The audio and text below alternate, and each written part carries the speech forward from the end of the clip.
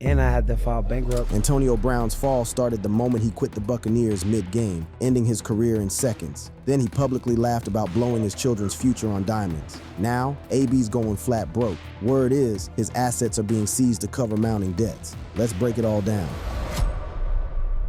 From $80 million to zero fortune.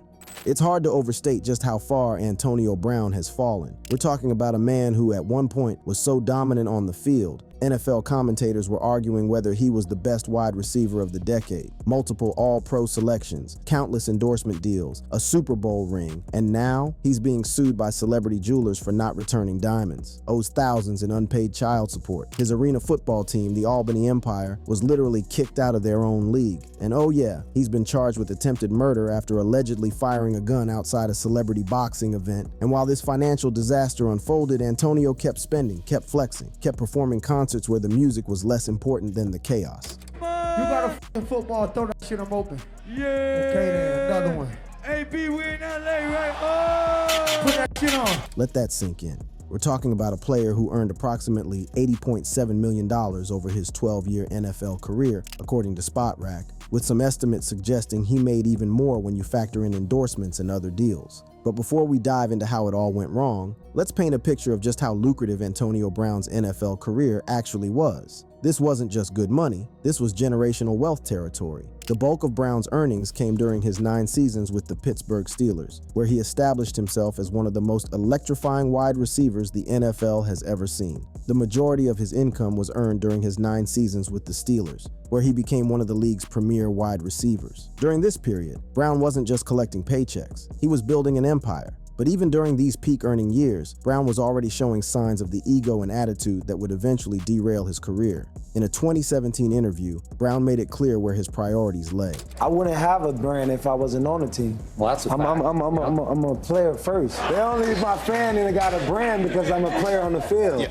This quote is particularly telling because it shows Brown understood the connection between his on-field performance and his financial success. Yet as we'll see, this understanding didn't translate into the long-term thinking that would have preserved his wealth. Brown's earnings were driven by several high-value contracts, with his most significant being a 4-year, $68 million extension he signed in 2017. This wasn't just any contract. It included a staggering $19 million signing bonus, the kind of money that should set someone up for life. The Steelers contributed $69.9 million to Brown's total earnings, representing an enormous 86.6% of his total career earnings. To put this in perspective, Brown's peak earning year was 2017, when he earned $17,010,000 in a single season. That's more money than most people will see in their entire lifetime, earned in just 12 months. His consistency was equally impressive. Between 2012 and 2018, Brown never earned less than $3 million in a single season, with most years seeing him pull in well over $10 million annually. Brown's brief time with the Oakland Raiders provided a perfect preview of how his behavior would eventually cost him millions. The situation was so chaotic that even his teammates could see the writing on the wall. Raiders defensive end Max Crosby perfectly captured the insanity of having Brown on the team. You would love AB, but the second he left the building, bro, you didn't know what the was about to happen. He would bring a posse with him everywhere, and then he leaked like Gruden's call, and then by the next morning, he was cut. This account from Crosby reveals the pattern that would define Brown's financial downfall, the inability to maintain professionalism long enough to secure his income. Despite having a $50 million contract, Brown's behavior cost him virtually all of that money. His stint with the New England Patriots was equally brief, but financially significant. Brown signed a 1-year, $10.5 million contract with the Patriots in 2019, though he earned only $860,294 after being released after 1 game. The gap between the contract value and actual earnings tells a story that would become all too familiar in Brown's career. Massive potential derailed by off-field issues. Finally, with the Tampa Bay Buccaneers, Brown found some stability and success. Brown signed 2 one-year deals with the Buccaneers. 2020, $1.67 million. 2021, $3.1 million,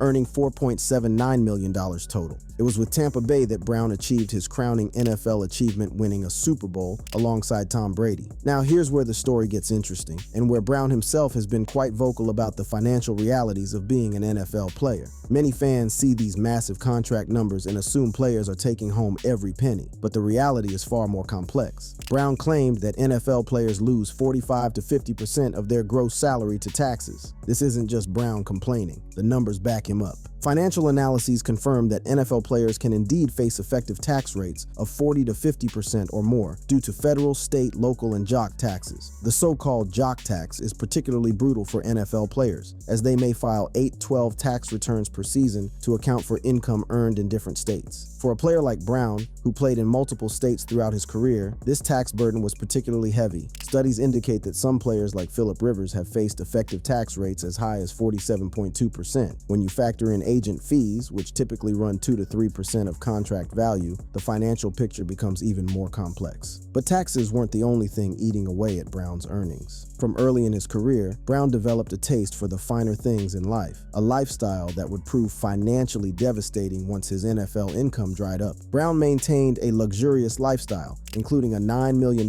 Florida mansion, expensive cars, and designer clothes. This wasn't just occasional splurging. This was a systematic approach to living that assumed the money would never stop flowing. The Florida mansion alone, while protected by the state's homestead laws, represented a massive ongoing expense in terms of maintenance, taxes, and utilities. His jewelry collection became legendary, and not just for its value. During an appearance on Jimmy Kimmel Live, Brown showed off an enormous necklace. Really well. That is some necklace you have there. What's going on with that necklace? This is a birthday present to myself. Wow, that is the size of a peanut butter and jelly sandwich. How much does a necklace like that cost? Be honest. Is Top secret. Top secret? Hey, boys, Daddy spent all your college money on a necklace. The host's joke about spending his kids' college money on jewelry would prove to be more prophetic than anyone realized at the time. In April 2023, Brown was sued by a celebrity jeweler for failing to return 2 diamond-encrusted fingers valued at $500,000 each. These weren't just accessories, they were investments in a lifestyle that demanded constant extravagance. The spending wasn't just on personal items. Brown's entourage, his travel expenses, his dining habits, everything was done at a level that befitted someone earning $10 to $15 million annually. The problem was, this lifestyle didn't scale down when the NFL checks stopped coming. Even during his peak earning years, there were signs that Brown's relationship with money was problematic. His financial decisions often seemed impulsive, driven more by immediate gratification than long-term planning. The jewelry purchases, the constant upgrading of cars, the maintenance of multiple properties, all of these were symptoms of a deeper issue with financial management. During that same Jimmy Kimmel appearance, Brown revealed he had 5 children. How many kids do you have? 5. Oh, 5. Are the other kids going to be jealous that they didn't get to come? Yeah. They are, yeah. This casual mention of his children would later become central to his financial troubles, as child support obligations became one of the most persistent drains on his resources. The fact that he was already juggling multiple family obligations while spending extravagantly on jewelry should have been a red flag for anyone managing his finances. Brown's extravagant lifestyle, including a $9 million Florida mansion, luxury cars, and designer jewelry, continued despite dwindling income. This pattern of spending would prove catastrophic once his NFL career ended and the steady stream of massive paychecks dried up. The early signs of legal troubles were also beginning to manifest during his peak earning years. These weren't just minor issues, they were expensive problems that would grow exponentially over time. Legal fees, settlements, and judgments were beginning to eat into Brown's earnings even as he was making them. Legal battles, failed ventures, and financial carnage.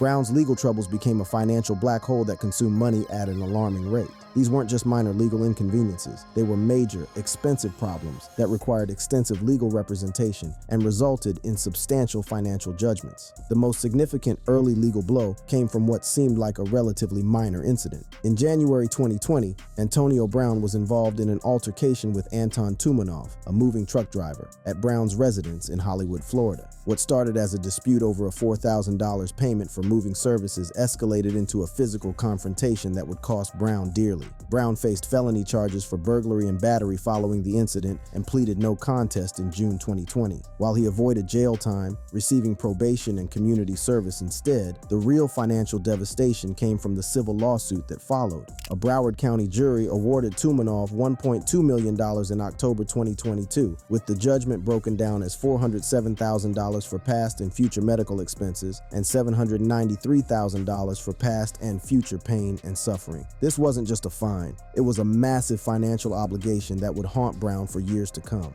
The final nail in Brown's NFL earning potential came in the most dramatic way possible. On January 2nd, 2022, during a game against the New York Jets, Brown removed his jersey, shoulder pads, and gloves and walked off the field.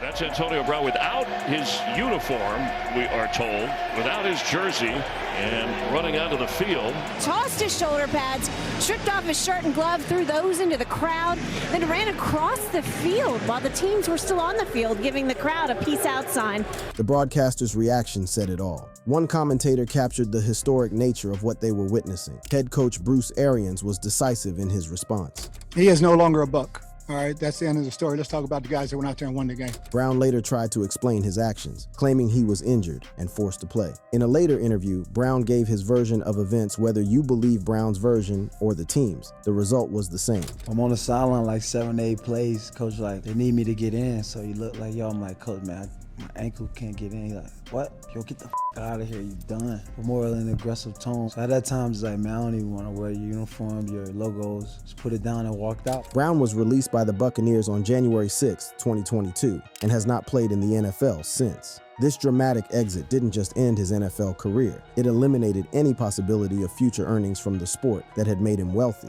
But the legal troubles didn't stop there. In November 2022, Brown faced a misdemeanor battery charge after an alleged domestic incident in Tampa. While charges were dropped after the alleged victim recanted, the legal fees and reputational damage continued to mount. Perhaps no single incident better illustrates Brown's financial recklessness than his dispute with luxury jeweler Schuke International. Brown received jewelry valued at $1.095 million from Schuke International in 2022, including 2 diamond-encrusted finger covers worth $500,000 each. The agreement was simple. Brown would pay $1.095 million by December 1st, 2022, but Brown never paid. In April 2023, Schuke International filed a lawsuit against Brown in Los Angeles Superior Court, and in February 2024, a judge ruled in favor of Schuke International, ordering Brown to pay the full amount due to his failure to respond to the lawsuit. What made this situation even more damaging was Brown's response to the court ruling. Brown reportedly sent disrespectful messages to the jeweler post-ruling, including derogatory text messages that further complicated the situation. As of July 2025,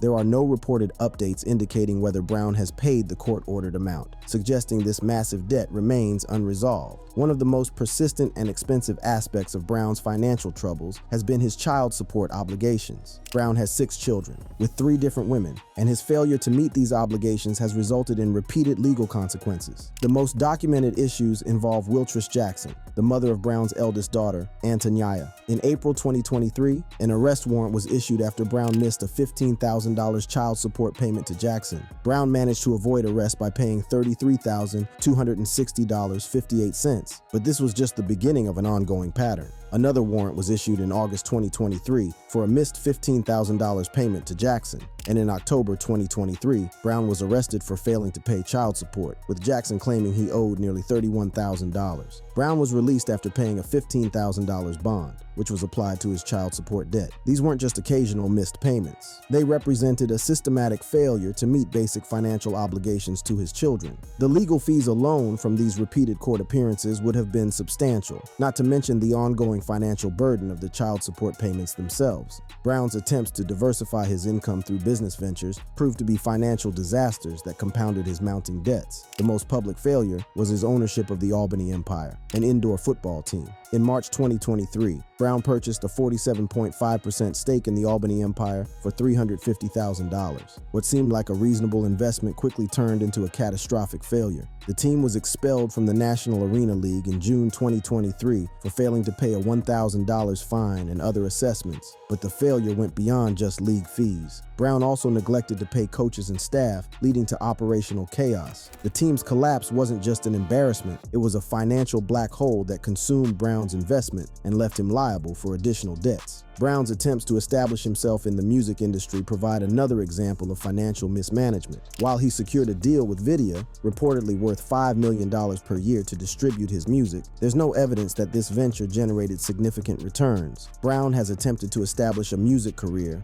releasing tracks and collaborating with artists such as Lil Pump, but there is no evidence that these ventures have generated significant income or widespread success. The problem wasn't just the lack of success, it was the money invested in these ventures without without any return. Studio time, music videos, marketing, and promotion all cost money, and Brown was spending heavily in an industry where success is never guaranteed. As Brown's income decreased and his expenses remained high, he began accumulating debt in the most basic areas of his life. His bankruptcy filing revealed $83,000 in credit card debt, suggesting he was using credit to maintain his lifestyle when cash flow became problematic. But it wasn't just credit cards. The bankruptcy filing revealed a pattern of unpaid bills that painted a picture of someone whose financial management had completely broken down. Brown owed $312,000 to a marketing firm, $169,000 to a law firm, and even $296 to a local plumber. These weren't strategic business decisions. They were the result of someone who had lost control of their finances. All of these financial disasters culminated in Brown's Chapter 11 bankruptcy filing in May 2024. The numbers were staggering for someone who had earned $80 million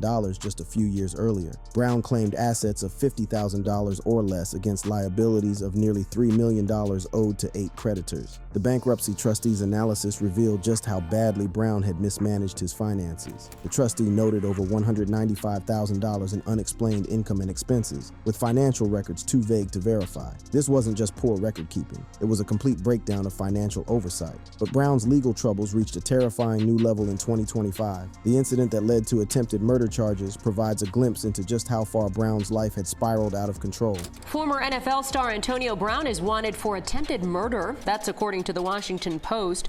Brown is accused of opening fire outside a celebrity boxing event last month. That's when cell phone video caught Brown being detained by Miami police. At the time, Brown said several people had tried to rob him.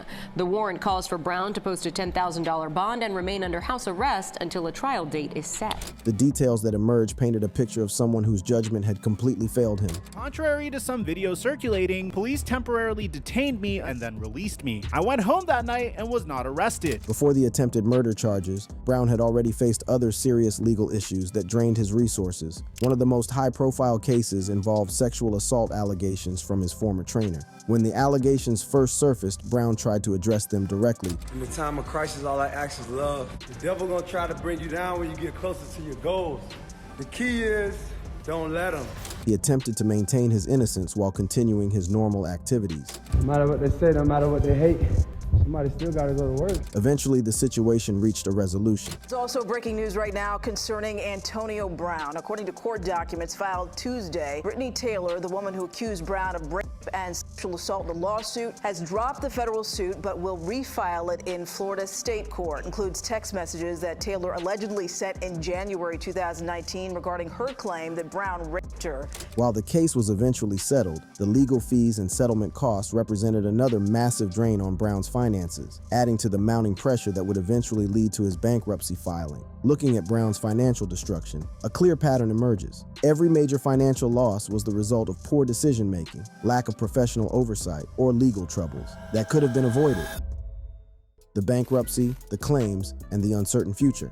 When Brown filed for Chapter 11 bankruptcy in May 2024, the details revealed a financial situation that was far worse than most people could have imagined. Brown filed for Chapter 11 bankruptcy on May 20th, 2024, in the U.S. Bankruptcy Court for the Southern District of Florida, claiming assets of $50,000 or less against liabilities of nearly $3 million owed to 8 creditors. The creditor list read like a catalog of financial mismanagement. The largest single debt was the $1.2 million judgment owed to Anton Tumanov for the 2020 assault incident, which had been growing with interest since the original judgment. Then there was the $970,000 owed to jeweler Zulkarnain Nantambu, representing another failed payment obligation. But perhaps most telling were the smaller debts that painted a picture of someone whose financial management had completely broken down. Brown owed $312,000 to a marketing firm, $169,000 to a law firm, $83,000 in credit card debt, $28,589 to Avanti Solutions, and $296 to a local plumber. These weren't strategic business decisions. They were the result of someone who had lost control of even basic financial obligations. The bankruptcy case quickly became complicated when the court-appointed trustee began investigating Brown's financial disclosures. What they found raised serious questions about the accuracy of Brown's claims of poverty. The trustee alleged Brown did not comply with reporting requirements, failed to submit timely financial reports, and could not prove the feasibility of his repayment plan. More concerning were the allegations about undisclosed assets. The trustee raised concerns about Brown concealing assets and failing to disclose property transfers, specifically citing 3 undisclosed properties. These weren't small properties. The 3 Florida properties were valued at over $10 million, located in Fort Lauderdale, Tampa, and Odessa. The fact that Brown had failed to disclose assets worth $10 million while claiming total assets of less than $50,000 raised serious questions about the legitimacy of his bankruptcy filing. The trustee also identified other potential assets that Brown had failed to disclose, including social media accounts and a website selling merchandise featuring Brown's likeness. These digital assets could potentially generate significant revenue, making their omission from the bankruptcy filing particularly problematic. The bankruptcy case revealed that Brown's financial record-keeping was not just poor, it was virtually non-existent. Brown's financial reports showed over $195,000 in unexplained income and expenses, with the trustee stating that the accuracy of these figures was impossible to determine. Brown claimed a monthly income of $39,166.67 and expenses of $27,868.09, but his operating reports showed minimal actual transactions. For example, his operating report showed a single $200 deposit in June 2024, followed by two $15 debits in subsequent months. This level of financial chaos suggests that Brown either had no system for tracking his money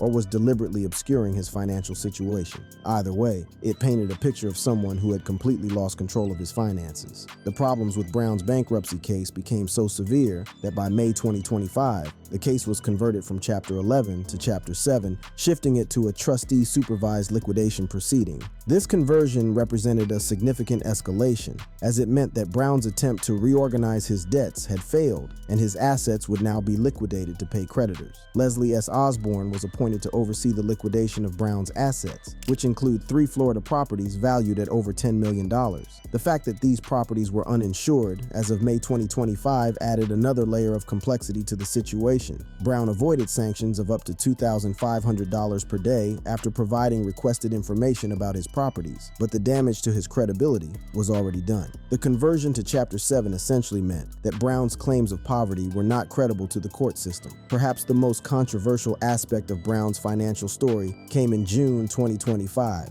when he posted what appeared to be a screenshot of a bank account showing a balance of $24,001,006.09. This post was a direct response to claims that he was financially ruined. The timing of this revelation was particularly interesting, coming just over a year after Brown had filed for bankruptcy, claiming assets of less than $50,000. This raises several important questions about Brown's financial situation. If the screenshot is authentic, it suggests that Brown either had access to substantial funds that were not disclosed in his bankruptcy filing, or that he had somehow acquired $24 million between his bankruptcy filing and June 2025. Either scenario would have significant legal implications for his bankruptcy case. While Brown's bankruptcy case was proceeding, his legal troubles continued to mount. The most serious development came in 2025 with the attempted murder charges stemming from the Miami incident. Brown is wanted for allegedly firing a gun at a man during a brawl in Miami, with an active arrest warrant as of June 2025.